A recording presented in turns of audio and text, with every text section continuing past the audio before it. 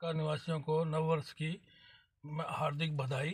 जो भी किसान भाई दिल्ली में बैठे हैं उनसे परमपिता परमात्मा की कृपा से उनका जो समाधान है वो जल्दी निकले और उनको नव वर्ष की मैं बधाई देता हूँ। नमस्कार, स्वागत है आपका किसान क्रांति हरियाणा में। इस वक्त मैं मौजूद हूँ गांव सादेवाड़ा में और मेरे साथ मौजूद है प्रवीण जी।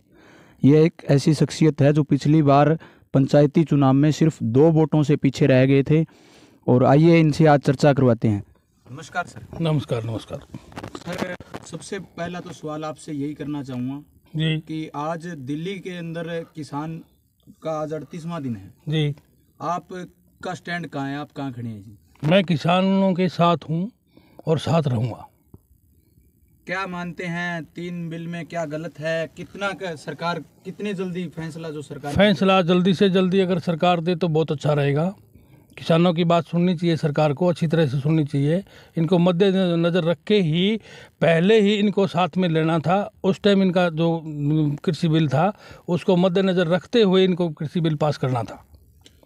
दूसरा जो सबसे बड़ा सवाल, आप राजनीति से आए हैं, काफ़ी साल से आप गांव के अंदर सामाजिक कार्यक्रमों में भाग ले रहे हैं। क्या आपका मुख्य उद्देश्य क्या है? मुख्य उद्देश्य है मेरे गांव का उद्धार करना। मेरा उद्देश्य है हर आदमी का जो गरीब तबके से है और है जो एक मेरे गांव में पानी की समस्या बहुत ज़्यादा है, पीने के पानी की है, जो कि मेरा पहला मिशन रहेगा। उसके बाद में जो भी गरीब आदमी है उनके मकान का और का जो जिनका राशन कार्ड है, पीड़ा नहीं है और भी नहीं है, जो भी उनको सुविधा है वो मेरे द्वारा दी जाएगी, जो भी हो गया।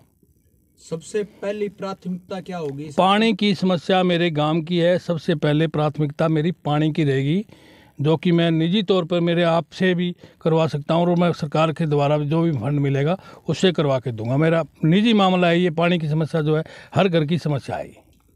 दूसरा जो सवाल है आपसे कि मौजूदा सरपंच ने गांव के अंदर कितने विकास कार्य करवाए हैं? विकास कार्य उसने जो भी करवाए हैं सरकार की देन से ठीक करवाए हैं, मानता हूं मैं।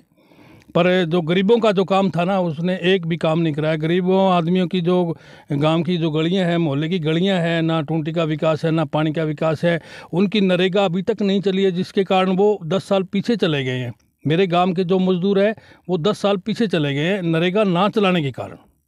और इसने सही ढंग से जो भी कार्य किए हैं ना उसमें भी बहुत ज़्यादा इसने बहुत गड़बड़ेशन की है, जिसका अभी तक मान लो कोई नुमाइंदा नहीं है किसी बात का। पर इसने जो लोगों का जो काम करना था, जितनी उम्मीद के साथ इसको हमने जिताया था, वो इसने उम्मीद से ऊपर काम किया ही नहीं है। पिछली बार 2 वोटों से आप रह गए थे जी, कैसा रहा? क्या आपको देखो 2 वोटों की कोई बड़ी हार नहीं थी। एक साइड जो आपके वोटर थे उनके हिसाब से आप ही सरपंच थे, उनका विश्वास आपने कैसे जीता? मेरा विश्वास उनके साथ है, उनका आशीर्वाद मेरे हमेशा साथ है।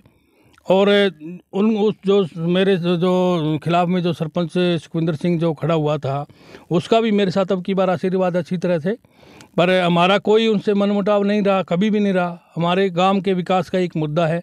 हमारे गांव की एक जान पहचान इस बात की है भी कोई आदमी दूसरा सरपंच हारे या जीते, 1 महीने के अंदर अंदर ही भी सारे आदमी इकट्ठे, इलेक्शन होने के बाद में दूसरे दिन भी इकट्ठे हो जाते हैं। दूसरा जो है खेल के क्षेत्र में आप युवाओं को क्या जो युवाओं की अहमियत रखोगे, क्योंकि नशा इस इलाके का सबसे बड़ा मुद्दा है। देखो मेरे गांव में नशा प्रवृत्ति का काम नहीं है, हम पूरे जागृत है इस बात के अंदर। तो खेल के मैदान की जो बात है, मेरे गांव में खेल का मैदान नहीं है बच्चों का, जो कि मेरी प्राथमिकता इसी काम में भी रहेगी। बच्चों का जो मेरे साथ सहयोग है, जो नौजवान पीढ़ी है, उनको मद्देनज़र रखते हुए मैं उनको 2 या 4 एकड़ का जो भी खेल का ग्राउंड है वो मैं उपलब्ध कराने की पूरी कोशिश करूंगा और मेरा यही सपना रहेगा। आप इस चैनल के माध्यम से हमारे दर्शकों को और आपके गाँव वासियों, ग्रामीणों को क्या संदेश देना चाहोगे? मैं यही संदेश देना चाहता हूं कि अब की बार मेरा जो चुनाव है ये मेरा नहीं है, वही आपका चुनाव है। सभी भाइयों को, बिरादरी भाइयों को, सभी मेरे नौजवान साथियों को, माता बहनों से अपील करता हूँ कि मेरे को ज़्यादा से ज़्यादा चुनाव के अंदर वोट दें और मेरे को जिताएं।